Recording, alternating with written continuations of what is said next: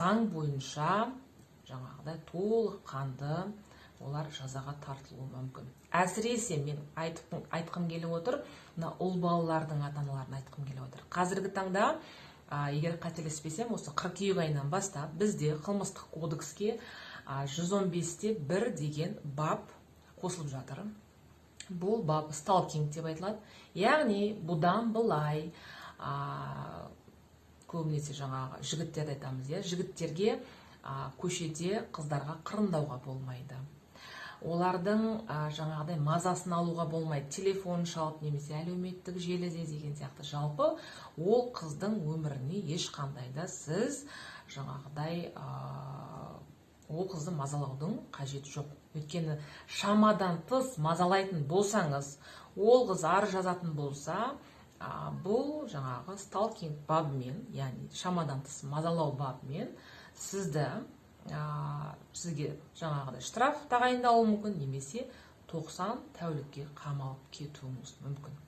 Сондықтан да тағы да айтамын, құрметті ата-аналар, өздеріңіздің ұл қыздарыңызға жаңағы жай тәрбиеден басқа заң жағынан да шамаңыз келгенше кеңестер беруге тырысыңыздар.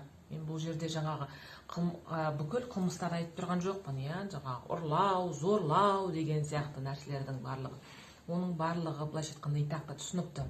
Бірақ одан басқа және де азаматтық істерде, сондай-ақ әкімшілік істерде өте көп болып жатыр. Сондай-ақ ендігі жылы, егер қателеспесем, жаңағы нелер бойынша өте үлкен жаза қолданайын деп жатыр, дропперлер бойынша. Яғни сіз ұл қызыңыздың счетына қайдан ақша түсіп жатыр, кімнен түсіп жатыр, не үшін түсіп жатыр, соның да барлығын қадағалаңыздар.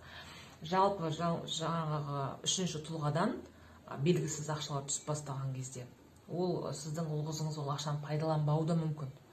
Яғни жалпы өзінің счетін басқа бір үшінші тұлғаға беру ол уже қылмыстық іс болып саналады. Сондықтан да өте абай болыңыздар. Және де менің парақшама міндетті түрде жазылып кетіңіздер. Бұл жерде заңға, несиеге қатысты ақпарат өте